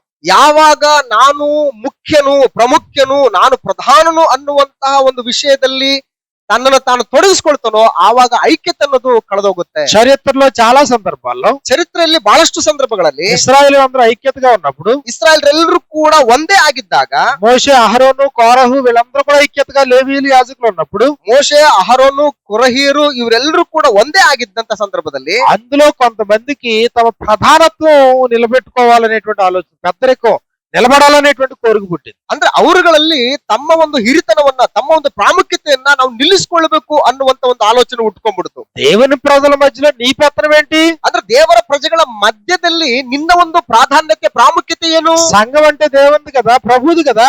ಸಭೆ ಅಂತಂದ್ರೆ ದೇವರದಲ್ವಾ, ಕರ್ತನದಲ್ವಾ? ప్రభువుకి సంబంధించిన ప్రజలు కదా. ಸಭೆ ಅಂತಂದ್ರೆ ಕರ್ತನಿಗೆ ಸಂಬಂಧಿಸಿದಂತ ಪ್ರಜೆಗಳಲ್ವಾ ಇವರು? నేను ప్రధానుడినా, నువ్వు ప్రధానుడివా, నేను ఇంపార్టెంటా, నువ్వు ఇంపార్టెంటా, నీకంటే నేను గొప్ప, నాకంటే నువ్వు గొప్ప అనే ఆలోచన పుట్టినప్పుడు, ಅಂದ್ರೆ ನಾನ್ ದೊಡ್ಡವನ, ನೀನ್ ದೊಡ್ಡವನ, ನಾನು ಹಿರಿಯನ, ನೀನ್ ಹಿರಿಯನ, ನಿನಗಿಂತ ನಾನ್ ದೊಡ್ಡವನು, ನನಗಿಂತ ನೀನ್ ದೊಡ್ಡವನು ಅನ್ನುವಂತ ಆಲೋಚನೆಗಳು ಉಟ್ಕೊಂಡ ಮೇಲೆ ఈ ప్రధానత్వపు పోటీలో ఐక్యతను కోల్పోతాం. ಈ ಒಂದು ಪ್ರಾಮುಖ್ಯತೆಯ ಒಂದು ಸ್ಪರ್ಧೆಗಳಲ್ಲಿ ಐಕ್ಯತೆ ಅನ್ನುವಂಥದ್ದು ಕಳೆದೋಗುತ್ತೆ. సంఖ్యాకాండము 16వ అధ్యాయాన్ని మనం చూసినప్పుడు, ಅರಣ್ಯಕಾಂಡ ಪುಸ್ತಕ 16ನೇ ಅಧ್ಯಾಯವನ್ನ ನಾವು ನೋಡಿದ್ರೆ, సంఖ్యాకాండము 16వ అధ్యాయంలో ಅರಣ್ಯಕಾಂಡ ಪುಸ್ತಕ 16ನೇ ಅಧ್ಯಾಯದಲ್ಲಿ ఇదిగో కోరహు చేసినటువంటి పరిస్థితిని మనం చూస్తాం. ಇಲ್ಲಿ ಕೊರಹನು ಮಾಡಿದಂತ ಒಂದು ಪರಿಸ್ಥಿತಿಯನ್ನ ನಾವು ನೋಡ್ತೇವೆ. 1వ వచనంలో, 1ನೇ ವಚನದಲ್ಲಿ, లేవికి మునిమనవుడు, కహాతుకు మనవడు, ఇస్సారు కుమారుడు కోరహు, రూబేనీయులలో ఎలియాబు కుమారుడైన దాతాను, అబిరాము, పెలేతు కుమారుడైన ఓనును యోచించుకుని ఇశ్రాయేల్లో పేరు పొందిన సభికులను, సమాజ ప్రధానులైన 250 మందితో మోషేకు ఎదురుగా నిలిచి ಲೇವಿಯ ಮರಿಮಗನು ಕೆಹಾತನ ಮೊಮ್ಮಗನು ಇಚ್ಛಹಾರನ ಮಗನೂ ಆದ ಕೊರಹನು, ಅವನಲ್ಲದೆ ರೂಬೇನ್ ಕುಲದವರಲ್ಲಿ ಎಲಿಯಾಬನ ಮಕ್ಕಳಾದ ದಾತಾನ್, ಅಭಿರಾಮರು, ಪೆಲೇತನ ಮಗನಾದ ಓನನು ಮತ್ತು ಸಮೂಹದವರಲ್ಲಿ ಮುಖ್ಯಸ್ಥರಾಗಿಯೂ ಆಲೋಚನೆಕರ್ತರಾಗಿಯೂ ಹೆಸರುಗೊಂಡವರಾಗಿಯೂ ಇದ್ದ 250 ಮಂದಿ ಇಸ್ರಾಯೇಲ್ಯರು ಮೋಶೆಗೆ ವಿರೋಧವಾಗಿ ತಿರುಗಿ ಬಿದ್ದರು. 3వ వచనంలో 3ನೇ ವಚನದಲ್ಲಿ మోషే అహరోనులకు విరోధముగా పోగుపడి ಅವರು ಒಟ್ಟಾಗಿ ಕೂಡಿಕೊಂಡು ಮೋಶೆ ಆರೋನರ ಬಳಿಗೆ ಬಂದು నీతో మాకిక పని లేదు, ಅವರಿಗೆ ಹೇಳ್ತಾ ಇದ್ರೆ, ನಿಮ್ಮಿಂದ ನಮಗೆ ఈ ಸಾಕಾಗೋಯ್ತು. సర్వ సమాజంలోని ప్రతివాడు పరిశుద్ధుడే, ಈ ಸಮೂಹದವರಲ್ಲಿ ಪ್ರತಿಯೊಬ್ಬನು ದೇವರಿಗೆ ಪ್ರತಿಷ್ಠಿತನೇ. యెహోవా వారి మధ్యలో ఉన్నాడు, ಯೆಹೋವನು ಇವರೆಲ್ಲರ ಮಧ್ಯದಲ್ಲಿ ಇದ್ದಾನಲ್ಲವೇ. యెహోవా సంఘం మీద మిమ్మును మీరు ఎలా హెచ్చించుకొని ఉన్నారనగా. ಈಗಿರಲಾಗಿ ಯೆಹೋವನ ಸಮೂಹದವರಿಗಿಂತಲೂ ನಿಮ್ಮನ್ನು ನೀವೇ ಹೆಚ್ಚಿಸಿಕೊಳ್ಳುವುದೇನು ಎಂದು ಹೇಳಿದರು. ఏంటి ఇక్కడ సమస్య? ఏంటి ఇక్కడ? ಇಲ್ಲಿ ಏನು ಸಮಸ್ಯೆ ಏನಿಲ್ಲಿ? దేవుని ప్రజలు, ದೇವರ ಪ್ರಜೆಗಳು, దేవునికి సంబంధించిన వారు, ದೇವರಿಗೆ ಸಂಬಂಧಪಟ್ಟಂತವರು, దేవుడు ఎవరిని వాడుకోవాలో వారిని వాడుకుంటాడు. ದೇವರು ಯಾರನ್ನ ಬಳಸ್ಕೊಳ್ಬೇಕು ಅಂತವ್ರನ್ನ ಬಳಸ್ಕೊಳ್ತಾ ಇದ್ದಾನೆ. ఇశ్రాయేలు వారిని ఐగుప్తులో నుంచి విడిపించడానికి మోషేను వాడుకున్నాడు. ಇಸ್ರಾಯೇಲರನ್ನ ಐಗುಪ್ತ ದೇಶದೊಳಗಿಂದ ಬಿಡಿಸುವುದಕ್ಕೋಸ್ಕರ ಮೋಶೆಯನ್ನ ದೇವರು ನೇಮಕ ಮಾಡಿದ್ದಾನೆ. మోషేకి సహకారుడిగా అహరోను వాడుకున్నాడు. ಮೋಶೆಗೆ ಸಹಾಯಕನನ್ನಾಗಿ ಅಹರೋನನನ್ನ ಬಳಸ್ಕೊಳ್ತಾ ಇದ್ದಾನೆ. పరిశుద్ధ ఆలయానికి సంబంధించిన దాంట్లో లేవీలు వాడుకున్నాడు. ಪರಿಶುದ್ಧಾಲಯಕ್ಕೆ ಸಂಬಂಧಪಟ್ಟಂತವುಗಳಲ್ಲಿ ಲೇವಿಯರನ್ನ ಆರಿಸ್ಕೊಂಡಿದ್ದಾನೆ. కాబట్టి ఇప్పుడు లేవీకి మునిమనవుడైనటువంటి కోరహు అనేటువంటి వాడు ಲೇವಿಯ ಮರಿಮಗನಾಗಿರ್ತಕ್ಕಂತಹ ಕೊರಹನ್ ಏನ್ ಮಾಡ್ತಾ ಇದ್ದಾನಂತಂದ್ರೆ, మనందర పరిశుద్ధులమే, ఏంటి నీ గొప్ప? ಏನು ನಾವೆಲ್ಲರೂ ಪರಿಶುದ್ಧರೇ, ಅದ್ರಲ್ಲಿ ನಿಂದೇನು ವಿಶೇಷತೆ, ನೀನೇನ್ ದೊಡ್ಡದು? కాబట్టి అతను ఒక వర్గం తయారు చేశాడు. ಹಾಗಾಗಿ ಆತನ ಒಂದು ವರ್ಗವನ್ನು ಏರ್ಪಡಿಸ್ಕೊಂಡ್ಬಿಟ್ಟಿದ್ದಾನೆ. 250 ముఖ్యమైనటువంటి వ్యక్తులను పక్కన పెట్టి ಅಂದ್ರೆ 250 ಮಂದಿ ಇಸ್ರಾಯೇಲರಲ್ಲಿ ಮುಖ್ಯಸ್ಥರನ್ನ ತನ್ನ ಬಳಿಗೆ ಕರ್ಕೊಂಡ್ಬಿಟ್ಟಿದ್ದಾನೆ. అంత మాత్రమే కాకుండా దాతాను అభిరామును కూడా పక్కన పెట్టి ಅಷ್ಟು ಮಾತ್ರವಲ್ಲದೆ ದಾತಾನ ಮತ್ತು ಅಭಿರಾಮರನ್ನು ಕೂಡ ಪ್ರತ್ಯೇಕವಾಗಿ ಇಟ್ಟಿದ್ದಾನೆ. ఎవరికి వ్యతిరేకంగా నిలబడ్డాడు? ಅಂದ್ರೆ ಯಾರಿಗೆ ವಿರೋಧವಾಗಿ ನಿಂತ್ಕೊಂಡಿದ್ದಾನೆ? అంటే ఇప్పుడు 2 గ్రూపులు అయినాయా? ಅಂದ್ರೆ ಇಲ್ಲಿ 2 ಗ್ರೂಪ್ಗಳಾಗಿದಾವ. ఐక్యతను కోల్పోయారా? ಅಂದ್ರೆ ಐಕ್ಯತೆಯನ್ನ ಕಳೆದುಕೊಂಡ್ಬಿಟ್ರ. ఇక్కడ ఇశ్రాయేలు వారు ప్రాముఖ్యంగా లేవి యాజకత్వానికి సంబంధించింది ఇలా విడిపోవడానికి కారణం ఏంటి ఇక్కడ? ಅಂದ್ರೆ ಇಲ್ಲಿ ಇಸ್ರಾಯೇಲ್ಯರು ಮತ್ತು ಲೇವಿಯರು ಯಾಜಕತ್ವದ ವಿಷಯದಲ್ಲಿ ಈ ರೀತಿ ಅಗಲಿ ಹೋಗುವುದಕ್ಕೆ ಕಾರಣ ಏನು? తమ ప్రధానత్వాన్ని నిలుపుకోవడానికి. ನಮ್ಮ ಒಂದು ಪ್ರಧಾನತ್ವವನ್ನ నువ్వు గొప్ప, ನಿಲ್ಲಿಸಿಕೊಳ್ಳೋದಕ್ಕೋಸ್ಕರ. నేను గొప్ప, ఎవరు గొప్ప? ನೀನ್ ದೊಡ್ಡವನಾ, ನಾನ್ ದೊಡ್ಡವನಾ, ಯಾರು ದೊಡ್ಡವರು? ఈ ఆలోచన భావన సంఘంలోకి వచ్చింది అనుకోండి, ಈ ಆಲೋಚನೆಯ ಭಾವನೆ ಸಭೆ ಒಳಗಡೆ ಬಂತು ಅಂತ ಇಟ್ಕೊಳ್ಳಿ, అప్పుడు ఐక్యత కోల్పోతాం. ಆಗ ಐಕ್ಯತೆಯನ್ನ ಕಳೆದುಕೊಂಡ್ಬಿಡ್ತೀವಿ.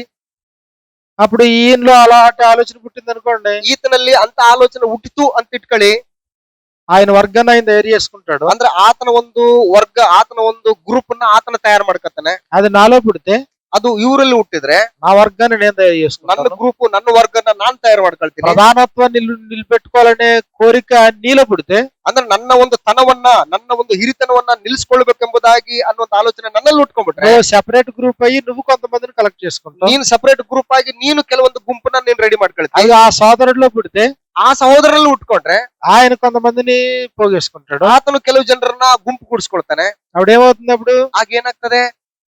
ప్రీచర్స్ గ్రూప్స్ ఏర్పడతాయి, ಆಗ ಪ್ರೀಚರ್ಸ್ ಗ್ರೂಪ್ಗಳು ಏರ್ಪಾಟಾಗ್ತವೆ, ప్రీచర్స్ ఫెలోషిప్స్ ఏర్పడతాయి. ಪ್ರೀಚರ್ಸ್ ಫೆಲೋಶಿಪ್ಗಳು ಏರ್ಪಾಟಾಗ್ತವೆ. విభజన ఏర్పడిందా? ಇಲ್ಲಿ ವಿಭಜನೆ ಉಂಟಾಯ್ತಾ? ఐక్యతను కోల్పోతున్నావా? ಐಕ್ಯತೆಯನ್ನ ಕಳೆದುಕೊಳ್ತಾ ಇದ್ದೀವಾ? అక్కడ నుంచి ఆంక్షలు మొదలైంది. ಅಲ್ಲಿ ಆಸೆಗಳು ಮೊದಲಾಗ್ತವೆ. నేను చెప్పింది వింటేనే నాతో ఉంటావు. ನಾನು ಹೇಳಿದ್ದನ್ನ ಕೇಳಿದ್ರೆ ನನ್ನ ಜೊತೆಗೆ ಇರ್ತಿದ್ದಿ. ప్రభు ఏమైపోయాడు, అపోస్తలు ఏమైపోయారు, వాక్యం ఏమైపోయింది, దేవుని చిత్తం ఏమైపోయింది, సంకల్పం ఏమైపోయింది, ಅಪೋಸ್ತಲರು ಏನಾದ್ರು, ಯೇಸು ಕ್ರಿಸ್ತನ್ ಏನಾದ್ರು, ದೇವರ ಸಂಕಲ್ಪ ಏನಾಯ್ತು? ఎవరు కీలకమయ్యారు ఇక్కడ? ಅಂದ್ರೆ ಅವೆಲ್ಲವನ್ನು ಬಿಟ್ಬಿಟ್ಟು ಯಾರಿಲ್ಲಿ ಎಂಟ್ರಿ, ಯಾರ್ ಕೇಂದ್ರ ಬಿಂದು? వ్యక్తి కీలకమయ్యాడు. ವ್ಯಕ್ತಿ ಪ್ರಾಮುಖ್ಯ ಆಗ್ಬಿಟ್ಟ. ఐక్యతను విఘాతం కలిగించి తమ స్వార్థ ప్రయోజనాల వలన తమ వెంట ఇచ్చుకుని పోయేవాళ్ళు కొంతమంది అయితే, ಐಕ್ಯತೆಗೆ ಪೆಟ್ಟು ಕೊಟ್ಟು ತಮ್ಮ ಸ್ವಾರ್ಥತೆಯಿಂದಾಗಿ ಶಿಷ್ಯರನ್ನ ತಮ್ಮ ಹಿಂದೆ ಹೇಳ್ಕೊಂಡು ಹೋಗ್ತಕ್ಕಂಥವ್ರು, ఇదే తమ ప్రధానత్వాన్ని నిలుపుకోవడానికి అనైక్యతను పుట్టించిన వాళ్ళు కొంత. ತಮ್ಮ ಒಂದು ಪ್ರಾಮುಖ್ಯತೆಯನ್ನ ನಿಲ್ಲಿಸ್ಕೊಳ್ಬೇಕೆಂಬುದಾಗಿ ಕ್ರಿಸ್ತನ ಸಭೆಯನ್ನ ವಿಂಗಡಿಸ್ತಾ ಇದ್ದಾರೆ. అప్పుడు తమ ప్రధానత్వాన్ని నిలుపుకోవడానికి దేవుని యొక్క నాయకత్వం మీద తిరుగుబాటు చేస్తే దేవుడు ఒప్పుకున్నాడా? ತಮ್ಮ ಒಂದು ಪ್ರಾಮುಖ್ಯತೆಯನ್ನ ನಿಲ್ಲಿಸಿಕೊಳ್ಳೋದಕ್ಕೋಸ್ಕರ ದೇವರ ಮೇಲೆ ತಿರುಗಿ ಬಿದ್ರೆ ದೇವರು ಸುಮ್ಮನೆ ಇರ್ತಾನ? దేవుడు ఒప్పుకోలేదు. ದೇವರು ಅದನ್ನ ಒಪ್ಕೊಳ್ಳಿಲ್ಲ. కొత్త నిబంధనలో కూడా మనం చూసినప్పుడు ಹೊಸ ಒಡಂಬಡಿಕೆಯಲ್ಲಿಯೂ ಕೂಡ ನಾವು ನೋಡಿದ್ರೆ దయోత్రెఫే అనేటువంటి వాడు ఉన్నాడు. ದೇವತ್ರಫೆ ಅನ್ನುವಂತ ಒಬ್ಬತನಿದ್ದಾನೆ. యోహాన్ రాసినటువంటి 3వ పత్రికలో ಯೋಹಾನ್ ಬರೆದ 3ನೇ ಪತ್ರಿಕೆಯಲ್ಲಿ 9-10 వచనాల్లో మనకి ఇలా వ్రాయబడింది. 9-10ನೇ ವಚನದಲ್ಲಿ ನಾವು ಈ ರೀತಿಯಾಗಿ ಬರೆಯಲ್ಪಟ್ಟಿದೆ. నేను సంఘమునకు ఒక సంగతి రాసి తిని, అయితే వారిలో ప్రధానత్వము కోరుచున్న దయోత్రెఫేమమును అంగీకరించట్లేదు. ಸಭೆಗೆ ಕೆಲವು ಮಾತುಗಳನ್ನು ಬರೆದಿದ್ದನು, ಆದರೆ ಸಭೆಯವರಲ್ಲಿ ಪ್ರಮುಖನಾಗಬೇಕೆಂದಿರುವ ದಿಯೋತ್ರೇಫನು ನಮ್ಮ ಮಾತನ್ನು ಅಂಗೀಕರಿಸುವುದಿಲ್ಲ. ఇదిగో పాత నిబంధనలో ఇశ్రాయేల్ వారి మధ్యన కోరహు ఒకడైతే, ಹಳೆ ಒಡಂಬಡಿಕೆಯಲ್ಲಿ ಇಸ್ರಾಯೇಲ್ ಪ್ರಜೆಗಳಲ್ಲಿ ಕೊರಹನು ಒಬ್ಬನಾದ್ರೆ, ఇదిగో క్రొత్త నిబంధనలో మనకు కనబడుతున్నాడు, తన ప్రధానత్వాన్ని నిలుపుకోవడానికే దయోత్రెఫే కనబడుతున్నాడు. ಅಂದ್ರೆ ತಾನು ಪ್ರಮುಖನಾಗಬೇಕೆಂದಿರ್ತಕ್ಕಂತಹ ದಿಯೋತ್ರೇಫನು ಈ ಹೊಸ ಒಡಂಬಡಿಕೆಯಲ್ಲಿ ಕಂಡು ఆయన ಬರ್ತಾ ಇದ್ದಾನೆ. ప్రధానత్వాన్ని కోరుకుంటున్నాడు కాబట్టి మమ్మల్ని యాక్సెప్ట్ చేయట్లేదు. ಸಭೆಯವರಲ್ಲಿ ತಾನು ಪ್ರಮುಖನಾಗಬೇಕೆಂದಿರುವುದರಿಂದ ಆತನು ನಮ್ಮ ಮಾತನ್ನು ಅಂಗೀಕರಿಸ್ತಾ ಇಲ್ಲ. కాబట్టి వాడు మమ్మను గూర్చి చెడ్డ మాటలు వదరుచు, అది చాలనట్టుగా సహోదరులను తానే చేర్చుకొనక వారిని చేర్చుకొన మనసు గల వారిని కూడా ఆటంకపరచుచు సంఘములో నుండి వారిని వెలివేయుచున్నాడు. ಆದ ಕಾರಣ ನಾನು ಬಂದರೆ ಅವನು ಮಾಡುವ ಕೃತ್ಯಗಳ ವಿಷಯದಲ್ಲಿ ಎಲ್ಲರಿಗೂ ನೆನಪು ಮಾಡುವನು. ఇక్కడ దయోత్రెఫే ఏం చేస్తున్నాడు? ಇಲ್ಲಿ ದಿಯೋತ್ರೆಫೆ ಏನ್ ಮಾಡ್ತಾ ಇದ್ದಾನೆ? 10వ వచనంలో 10ನೇ ವಚನದಲ್ಲಿ తాను ప్రధానత్వాన్ని నిలుపుకునే ప్రయత్నం కోరిక పుట్టింది కాబట్టి ತಾನು ಒಂದು ಪ್ರಮುಖನಾಗಿರಬೇಕು ಎಂಬುವಂತಹ ಕೋರಿಕೆ ಆತನಲ್ಲಿ ಹುಟ್ಟಿರುವುದರಿಂದ వాడు మమ్మను గూర్చి చెడ్డ మాటలు వదరచ్చు, ನಮ್ಮ ವಿಷಯದಲ್ಲಿ ಕೆಟ್ಟ ಕೆಟ್ಟ ಮಾತುಗಳನ್ನು ಆಡ್ತಾ, అది చాలనట్టుగా సహోదరులను తానే చేర్చుకొనక ಇಷ್ಟು ಮಾತ್ರವಲ್ಲದೆ ತಾನು ಸಹೋದರನನ್ನು ಸೇರಿಸಿಕೊಳ್ಳಬೇಕೆಂದಿರುವವರಿಗೆ ಅಡ್ಡಿ ಮಾಡಿ చేర్చుకొన మనస్సు గల వారిని కూడా ఆటంకపరచుచు, ಅವರನ್ನು ಕೂಡ ಸಭೆಯೊಳಗಿಂದ ಬಹಿಷ್ಕರಿಸ್ತಾ ಇದ್ದಾನೆ. అంటే నేను చెయ్యను, చేసేవాళ్ళు చేయనివ్వను. ಅಂದ್ರೆ ನಾನು ಮಾಡೋದಿಲ್ಲ, ಮಾಡೋರ್ನು ಕೂಡ ನಾನು ಬಿಡೋದಿಲ್ಲ. సమస్య ఎక్కడ వచ్చింది? ఇప్పుడు ఇక్కడ ಸಮಸ್ಯೆ ಎಲ್ಲಿಂದ ಬಂತಿಲ್ಲಿ? ప్రధానత్వాన్ని కోరుకోవడంలో సమస్య వచ్చింది. ಅಂದ್ರೆ ಪ್ರಾಮುಖ್ಯನಾಗಿರ್ಬೇಕು ಅನ್ನುವಂತ ಆಲೋಚನೆ ಹುಟ್ಟಿರೋದ್ರಿಂದ, ఈ ప్రధానత్వం వల్ల చెడ్డ మాటలు పలుకుతున్నాడు అంటే ఇతరుల మీద. ಅಂದ್ರೆ ಈ ಒಂದು ಪ್ರಾಮುಖ್ಯನಾಗಬೇಕು ಅನ್ನುವಂತ ಆಲೋಚನೆಯಿಂದ ಇತರರ ಮೇಲೆ ಕೆಟ್ಟ ಕೆಟ್ಟ ಮಾತುಗಳನ್ನು ಹೇಳ್ತಾ ಇದ್ದಾನೆ. సహోదరుడికి వ్యతిరేకంగా మాట్లాడకూడదు కదా. ಸಹೋದರರಿಗೆ ವಿರೋಧವಾಗಿ ಯಾರು ಮಾತಾಡಬಾರ್ದಲ್ವಾ? క్రీస్తు సంఘంలో ಕ್ರಿಸ್ತನ ಸಭೆಯಲ್ಲಿ సువార్థికుడికి వ్యతిరేకంగా సువార్థికుడు మాట్లాడకూడదు, ಸುವಾರ್ತಿಕನಿಗೆ ವಿರೋಧವಾಗಿ ಸುವಾರ್ತಿಕನು ಮಾತಾಡಬಾರ್ದು, సహోదరుడికి వ్యతిరేకంగా సహోదరుడు మాట్లాడకూడదు, ಸಹೋದರಿಗೆ ವಿರೋಧವಾಗಿ ಸಹೋದರನು ಮಾತಾಡಬಾರ್ದು. మాట్లాడొద్దన్నాడు. ಮಾತಾಡಬಾರ್ದು ಅಂತ ಹೇಳ್ತಾ ಇದ್ದಾನೆ. లేని వార్త పుట్టించొద్దన్నాడు, ಇಲ್ಲದೆ ಇರ್ತಕ್ಕಂತಹ ಸುದ್ದಿಗಳನ್ನ ನೀವು ಹಬ್ಬಿಸಬಾರ್ದು ಅಂತ ಹೇಳ್ತಾ ಇದ್ದಾನೆ. వ్యతిరేకంగా మాట్లాడొద్దన్నాడు. ಅವ್ರಿಗೆ ವಿರುದ್ಧವಾಗಿ ನೀವು ಮಾತಾಡಬಾರ್ದು ಅಂತ ಹೇಳ್ತಾ కానీ ಇದ್ದಾನೆ. దయోత్రెఫే ఎందుకు మాట్లాడుతున్నాడు? ಆದ್ರೆ ಇಲ್ಲಿ ದೇವತ್ರಫನು ಯಾಕೆ ಮಾತಾಡ್ತಾ ಇದ್ದಾನೆ? తనకు ప్రధానత్వాన్ని నిలుపుకోవాలనేటువంటి కోరిక పుట్టిన కారణం చేత, ತಾನು ಪ್ರಮುಖನಾಗಬೇಕು ಅನ್ನುವಂತಹ ಕೋರಿಕೆ ಅವನಲ್ಲಿ ಹುಟ್ಟಿರುವುದರಿಂದ. యాకోబు రాసినటువంటి పత్రికలో మనం చూసినప్పుడు ಯಾಕೋಬನ ಬರೆದ ಪತ್ರಿಕೆಯಲ್ಲಿ ನಾವು ನೋಡಿದ್ರೆ 4వ వచనంలో మనకి ఇలా వ్రాయబడింది. 4ನೇ ಅಧ್ಯಾಯ 11ನೇ ವಚನದಲ್ಲಿ ನಮಗೆ ಈ ರೀತಿಯಾಗಿ ಬರೆಯಲ್ಪಟ್ಟಿದೆ. యాకోబు రాసిన పత్రిక 4:11లో, ಯಾಕೋಬನ ಬರೆದ ಪತ್ರಿಕೆ 4ನೇ ಅಧ್ಯಾಯ 11ನೇ ವಚನದಲ್ಲಿ, సహోదరులారా ఒకనికి విరోధముగా ఒకడు మాట్లాడకుడి. ಸಹೋದರರೇ ಒಬ್ಬರನ್ನೊಬ್ಬರು ನಿಂದಿಸಬೇಡಿರಿ. తన సహోదరునికి విరోధముగా మాట్లాడి తన సహోదరునికి తీర్పు తీర్చువాడు ధర్మశాస్త్రములకు వ్యతిరేకంగా మాట్లాడి ధర్మశాస్త్రములకు తీర్పు తీర్చుచున్నాడు. ಯಾವನಾದರೂ ತನ್ನ ಸಹೋದರನನ್ನು ನಿಂದಿಸಿದರೆ ಅಥವಾ ತನ್ನ ಸಹೋದರನ ವಿಷಯವಾಗಿ ತೀರ್ಪು ಮಾಡಿದರೆ ಅವನು ಧರ್ಮಶಾಸ್ತ್ರವನ್ನು ನಿಂದಿಸಿ ಧರ್ಮಶಾಸ್ತ್ರದ ವಿಷಯದಲ್ಲಿ ತೀರ್ಪು ಮಾಡಿದ ಹಾಗಾಗುವುದು. అంటే సహోదరుడికి వ్యతిరేకంగా మాట్లాడే హక్కు నీకుందా? ಅಂದ್ರೆ ಸಹೋದರನಿಗೆ ವಿರುದ್ಧವಾಗಿ ಮಾತಾಡುವಂತ ಹಕ್ಕು ನಿನಗಿದೆಯಾ? మరి ఇప్పుడు దయోత్రెఫే ఎలా వ్యతిరేకంగా మాట్లాడుతున్నాడు? ಹಾಗಾದ್ರೆ ಇಲ್ಲಿ ದಿಯೋತ್ರೆಫೆ ಹೇಗೆ ವಿರೋಧವಾಗಿ ಮಾತಾಡ್ತಾ ಇದ್ದಾನೆ? చూడండి, యోహాన్ రాసినటువంటి 3వ పత్రిక ಯೋಹಾನ್ ಬರೆದ 3ನೇ ಪತ್ರಿಕೆ 10వ వచనంలో మనం చూసినప్పుడు, 10ನೇ ವಚನದಲ್ಲಿ ನಾವು ನೋಡಿದ್ರೆ, ప్రధానత్వము కోరుచున్న దయోత్రెఫే మమ్మల్ని అంగీకరించకుండా మమ్మను గూర్చి చెడ్డ మాటలు పలుకుచు, ಅಂದ್ರೆ ಸಭೆಯವರಲ್ಲಿ ಪ್ರಮುಖನಾಗಬೇಕೆಂದಿರುವ ದಿಯೋತ್ರೆಫನು ನಮ್ಮ ಮಾತನ್ನು ಅಂಗೀಕರಿಸ್ತಾ ಇಲ್ಲ, ಅದಕ್ಕೆ ಬದಲಾಗಿ ನಮ್ಮ ವಿಷಯದಲ್ಲಿ ಕೆಟ್ಟ ಕೆಟ್ಟ ಮಾತುಗಳನ್ನು ಆಡ್ತಾನೆ. అది చాలదన్నట్టుగా ಇದು ಸಾಲದು ಎಂಬಂತೆ సహోదరులను తానే చేర్చుకొన మనస్సు గల వారిని కూడా ఆటంకపరచుచు సంఘములో నుండి వారిని వెలివేయుచున్నాడు. ತಾನು ಸಹೋದರನನ್ನು ಸೇರಿಸಿಕೊಳ್ಳಬೇಕೆಂದಿರುವವರಿಗೆ ಅಡ್ಡಿ ಮಾಡಿ ಅವರನ್ನು ಸಭೆಯೊಳಗಿಂದ ಬಹಿಷ್ಕರಿಸುತ್ತಾನೆ. కాబట్టి ఫెలోషిప్ డిస్ఫెలోషిప్ లో తేడా జరిగింది. ಅಂದ್ರೆ ಫೆಲೋಶಿಪ್ ಡಿಸ್ಫೆಲೋಶಿಪ್ ಅಲ್ಲಿ ವ್ಯತ್ಯಾಸ ಉಂಟಾಗಿದೆ. కారణం ఏంటి? ఇక్కడ ಕಾರಣ ಏನು? ప్రధానత్వాన్ని నిలుపుకోవాలనే కోరిక. ಅಂದ್ರೆ ಪ್ರಧಾನತೆಯನ್ನ ನಿಲ್ಲಿಸಿಕೊಳ್ಳುವಂತದ್ದೇ ಮುಖ್ಯ. నీకంటే నేను గొప్పవాడిని అనుకున్నప్పుడు, ನಿನಗಿಂತ ನಾನ್ ದೊಡ್ಡವನು ಅಂತೇಳಿ ಅನ್ಕೊಂಡ್ಮೇಲೆ, ఇదిగో నేను నిన్ను అంగీకరించలేను, ನಾನ್ ನಿನ್ನನ್ನು ಅಂಗೀಕರಿಸ್ಕೊಳ್ಳೋದಿಲ್ಲ, నిన్ను గురించి నేను చెడు మాటలు పలుకుతాను, ನಿನ್ನ ವಿಷಯದಲ್ಲಿ ನಾನು ಕೆಟ್ಟ ಮಾತಾಡ್ತೀನಿ, నేను చెయ్యను, నిన్ను కూడా పని చేయను. ನಾನು ಕೆಲಸ ಮಾಡೋದಿಲ್ಲ, ನೀನು ಕೂಡ ಕೆಲಸ ಮಾಡ್ದಂಗೆ ನಾನ್ ಮಾಡ್ತೀನಿ. ఎక్కడి నుంచి సమస్య ఎక్కడి నుంచి వచ్చింది? ಅಂದ್ರೆ ಈ ಸಮಸ್ಯೆ ಎಲ್ಲಿಂದ ಬಂತು? ప్రధానత్వం నిలుపుకోవాలనే ఆలోచన. ತಾನು ಪ್ರಮುಖನಾಗಬೇಕು ಅನ್ನುವಂತಹ ವಿಷಯ ಉಂಟಾಗಿರೋದ್ರಿಂದ. సంఘంలో ఎవరు ప్రముఖులు? ಅಂದ್ರೆ ಸಭೆಯಲ್ಲಿ ಯಾರು ಮುಖ್ಯ, ಯಾರು ಪ್ರಾಮುಖ್ಯ? అందరూ అవ్వాలి అన్నాడు కదా. ಎಲ್ಲರೂ ಕೂಡ ಅಂಗಾಂಗಗಳಲ್ವ ನಾವೆಲ್ಲ? అందరూ కుటుంబంలో సభ్యులు అన్నాడు కదా. ಎಲ್ಲರೂ ಕುಟುಂಬದಲ್ಲಿ ಒಬ್ಬ ಸದಸ್ಯರು ತಾನೆ. ప్రతి అవయవం తన పరిమాణం చొప్పున పనిచేసి ప్రతి కీలు వల్ల కలిగిన బలం చేత అతకబడాలి. ಪ್ರತಿಯೊಂದು ಅಂಗಾಂಗವೂ ಕೂಡ ತನ್ನ ಶಕ್ತಿಯ ಮೇರೆಗೆ ಕೆಲಸ ಮಾಡಿ ಎಲ್ಲಾ ನರಗಳಿಂದಲೂ ಅದು ಬಿಗಿಯಲ್ಪಟ್ಟಿರ್ಬೇಕಲ್ವಾ? కానీ మనలో మళ్ళీ ఎవరు గొప్ప అనే ఆలోచన ఎందుకు వచ్చింది? ಅಂದ್ರೆ ಮತ್ತೆ ನಮ್ಮಲ್ಲಿ ಯಾರು ದೊಡ್ಡವರು ಅನ್ನುವಂತ ಆಲೋಚನೆ ಎಲ್ಲಿಂದ ಬಂತು? కాబట్టి ప్రభువైన యేసుక్రీస్తు వారి దగ్గర కూడా శిష్యులు అలాగే పోటీ పడ్డారు. ಅದೇ ರೀತಿಯಾಗಿ ಕರ್ತನಾದ ಯೇಸುವಿನಲ್ಲಿ ಆತನ ಶಿಷ್ಯರು ಕೂಡ ಅದೇ ರೀತಿಯಾದಂತಹ ಒಂದು ಪೈಪೋಟಿ ಕಳಿತಿದ್ದಾರೆ. ప్రభు దృష్టిలో అందరూ సమానమైన, ಕರ್ತನ ದೃಷ್ಟಿಯಲ್ಲಿ ಎಲ್ಲರೂ ಕೂಡ ಸಮಾನವಾಗಿದ್ರು ಕೂಡ నాలో ఎవడు గొప్పవాడు అనే ನಮ್ಮಲ್ಲಿ ఆలోచన. ಯಾರು ದೊಡ್ಡವನು ಅನ್ನುವಂತ ಆಲೋಚನೆ ಉಂಟಾಗಿದೆ. మార్క్స్ వార్త 10వ అధ్యాయాన్ని మనం చూసినప్పుడు ಮಾರ್ಕನ ಬರೆಸುವಾರ್ತೆ 10ನೇ ಅಧ್ಯಾಯದಲ್ಲಿ ನಾವು ನೋಡಿದ್ರೆ 35 నుంచి మనకి ఇలా వ్రాయబడింది. 35ನೇ ವಚನದಿಂದ ನಮಗೆ ಈ ರೀತಿಯಾಗಿ ಬರೆಯಲ್ಪಟ್ಟಿದೆ. మార్క్స్ వార్త 10వ అధ్యాయము 35వ వచనం నుండి, ಮಾರ್ಕನ ಬರೆಸುವಾರ್ತೆ 10ನೇ ಅಧ್ಯಾಯ 35ನೇ ವಚನದಿಂದ, 10వ అధ్యాయం 35వ వచనం నుండి, ಮಾರ್ಕನ ಬರೆಸುವಾರ್ತೆ 10ನೇ ಅಧ್ಯಾಯ 35ನೇ ವಚನದಿಂದ, జబదయి కుమారులైన యాకోబును యోహానును ఆయన యొద్దకు వచ్చి, బోధకుడా, ಆಗ ಜಬದಾಯನ ಮಕ್ಕಳಾದ ಯಾಕೋಬ ಯೋಹಾನರು ಆತನ ಬಳಿಗೆ ಬಂದು ಆತನಿಗೆ, ಗುರುವೇ, మేము అడుగునదెల్లా నీవు మాకు చేయగోరుచున్నావని చెప్పగా, ನಾವು ಒಂದನ್ನು ಕೇಳಿಕೊಳ್ಳುತ್ತೇವೆ, ಅದನ್ನು ನಮಗೋಸ್ಕರ ನಡೆಸಿಕೊಡಬೇಕೆಂದು ಹೇಳಿದರು. ఆయన నేను మీకేమి చేయగోరుచున్నానని వారిని అడిగాను. ಆತನು ಅವರನ್ನು ನಿಮಗೇನು ನಡೆಸಿಕೊಡಬೇಕು ಎಂದು ಕೇಳಲು, ఇదిగో వాళ్ళ కోరిక చూడండి ఎలాగుందో. ಈಗ ನೋಡಿ ಅವರ కోరిಕೆ ಹೇಗಿದೆ ಅನ್ನುವಂಥದ್ದನ್ನ ಗಮನಿಸಿ. జబదయి కుమారులు యాకోబు యోహానుల యొక్క కోరిక మనకు తెలుస్తుంది. ಜಬದಾಯನ ಮಕ್ಕಳಾದ ಯಾಕೋಬ ಯೋಹಾನರ ಕೋರಿಕೆ ಏನು ಅನ್ನುವಂಥದ್ದು ಇಲ್ಲಿ ನಮಗೆ ಕಂಡು ಬರ್ತದೆ. 37వ వచనంలో, 37ನೇ ವಚನದಲ್ಲಿ, వారు నీ మహిమయందు నీ కుడివైపున ఒకడును నీ ఎడమ వైపున ఒకడును కూర్చున్నట్లు మాకు దయచేయమని చెప్పి, ಅವರು ನಿನಗೆ ಮಹಾಪದವಿ ಬಂದಾಗ ನಮ್ಮಲ್ಲಿ ಒಬ್ಬನು ನಿನ್ನ ಬಲಗಡೆಯಲ್ಲಿಯೂ ಮತ್ತೊಬ್ಬರು ಎಡಗಡೆಯಲ್ಲೂ ಕೂತುಕೊಳ್ಳುವಂತೆ ನಮಗೆ ಅನುಗ್ರಹ ಮಾಡಬೇಕು ಅಂದರು. ప్రభువైన యేసు ఏమన్నాడు? ಅದಕ್ಕೆ ಬದಲಾಗಿ ಯೇಸು ಕ್ರಿಸ್ತನ್ ಏನಂತ ಹೇಳ್ತಾ మీరు ಇದ್ದಾರೆ? ఏం అడుగుచున్నారో మీకు తెలియదు అన్నాడు. ನೀವ್ ಏನ್ ಬೇಡ್ಕೊಂಡದ್ದು ಏನೆಂದು ನಿಮಗೆ ಗೊತ್ತಿಲ್ಲ.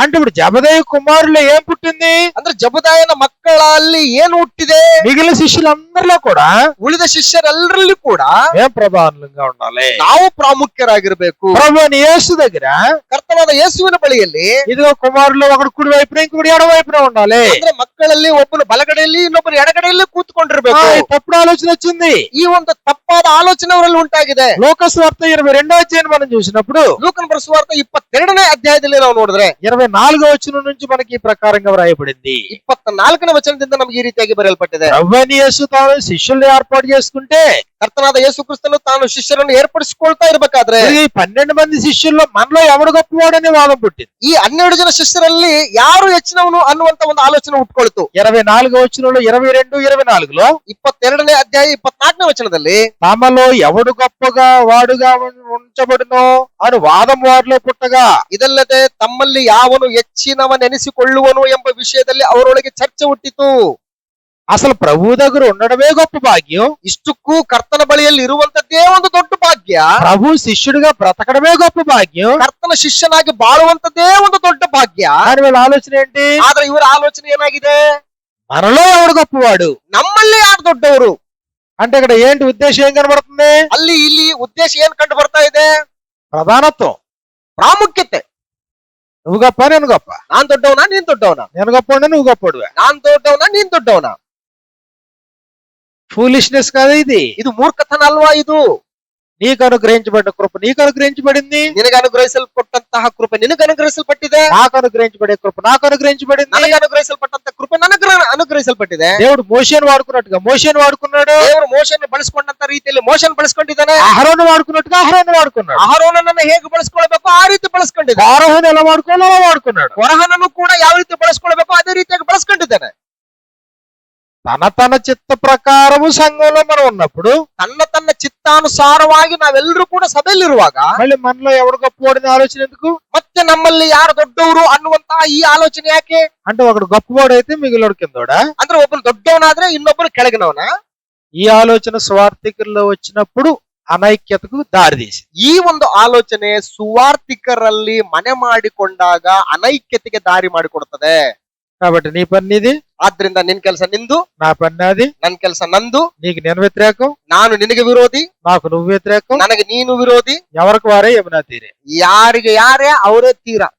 ప్రభు శిష్యుల్లో ప్రారంభమైంది, ಕರ್ತನ ಶಿಷ್ಯರಲ್ಲಿ ಇದು ಪ್ರಾರಂಭಗೊಂಡಿದೆ.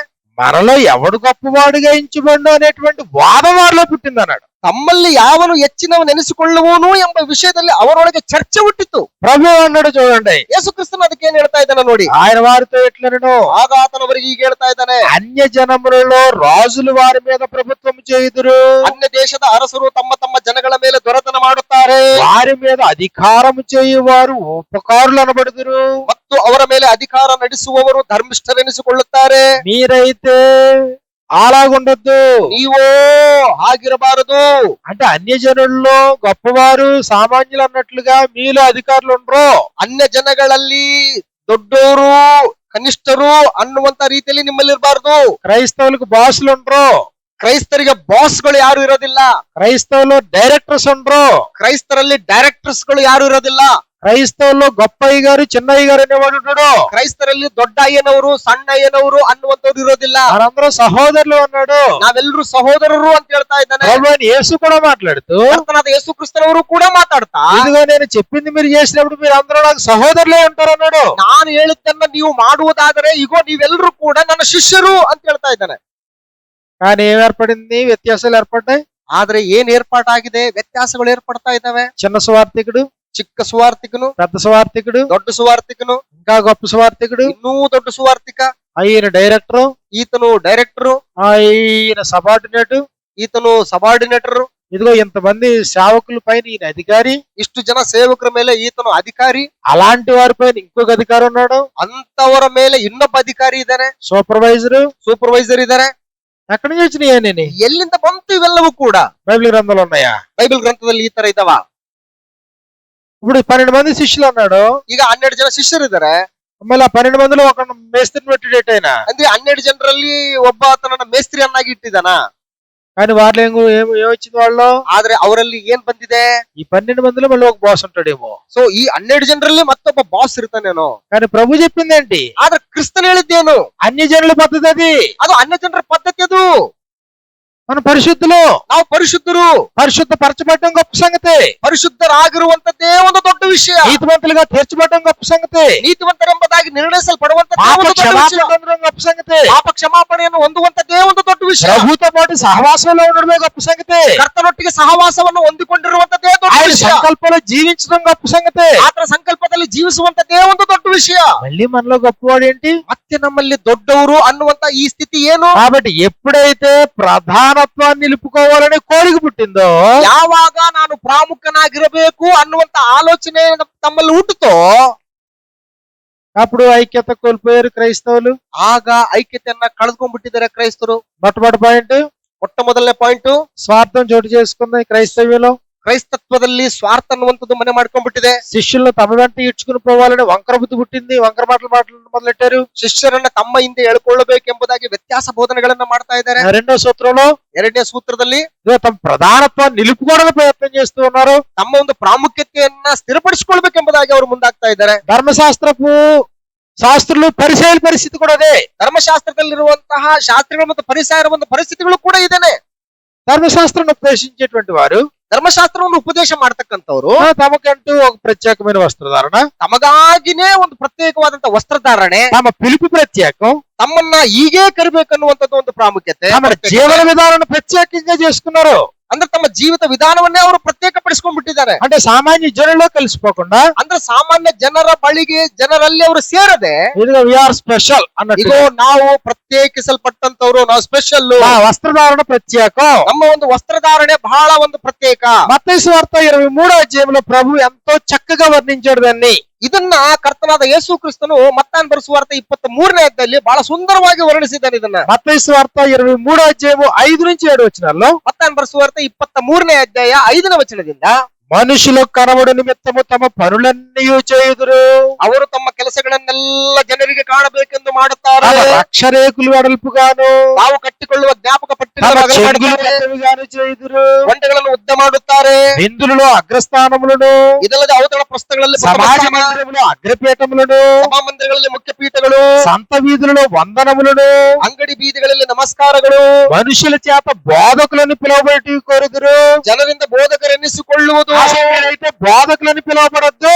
ಆದ್ರೆ ನೀವು ಬೋಧಕರೆನ್ನಿಸಿಕೊಳ್ಳಬೇಡ್ರಿ. ఒక్కడే మీ బోధకుడు, మీరందరూ సహోదరులు. ಒಬ್ಬನೇ ನಿಮ್ಮ ಬೋಧಕನು, ನೀವೆಲ್ಲರೂ మరియు ಸಹೋದರರು. భూమి మీద ఎవరికైనా తండ్రి అని పేరెట్టద్దు. ಇದಲ್ಲದೆ ಭೂಲೋಕದಲ್ಲಿ ಯಾರನ್ನು ನಮ್ಮ ತಂದೆ ಎಂದು ఒక్కడే మీ ಕರೆಯಬೇಡ್ರಿ. తండ్రి అని పరలోకమందు ఉన్నాడు. ಪರಲೋಕದಲ್ಲಿರುವ ಆತನೊಬ್ಬನೇ ನಿಮಗೆ మరియు ತಂದೆ. భూమి మీద ఎవరినైనా గురువులని పిలవద్దు. ಮತ್ತು ಗುರುಗಳನ್ನು ಅನ್ನಿಸಿಕೊಳ್ಳಬೇಡ್ರಿ. క్రీస్తు ఒక్కడే మీ గురువు. ಕ್ರಿಸ್ತನೊಬ್ಬನೇ ನಿಮಗೆ ಗುರುವು.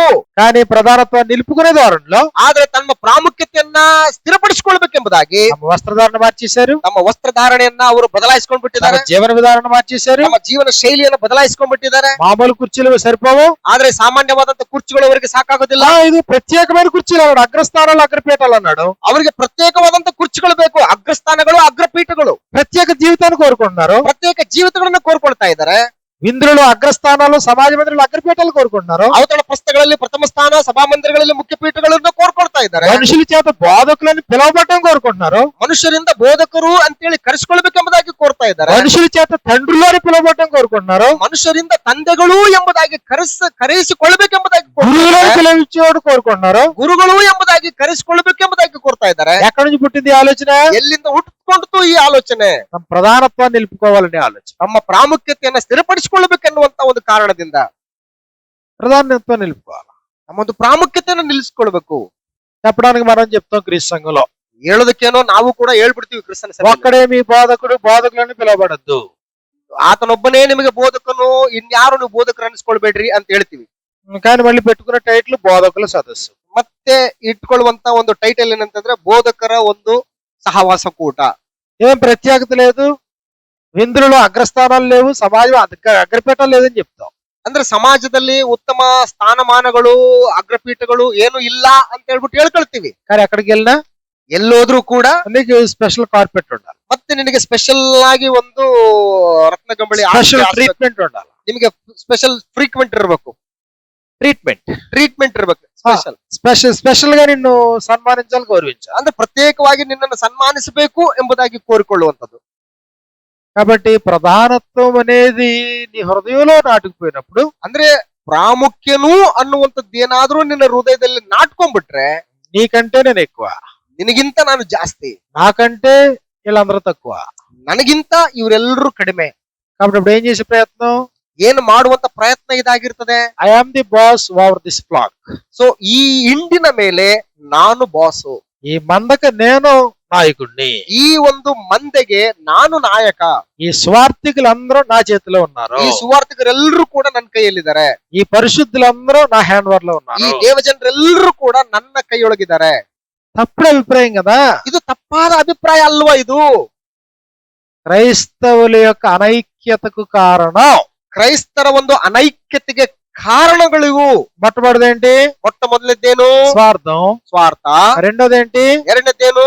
ప్రధానత్వం నిలుపుకోవాలనే కోరిక. ಪ್ರಾಮುಖ್ಯತೆಯನ್ನ ನಿಲ್ಲಿಸಿಕೊಳ್ಳಬೇಕು ಅನ್ನುವಂತ ಒಂದು ಕೋರಿಕೆ.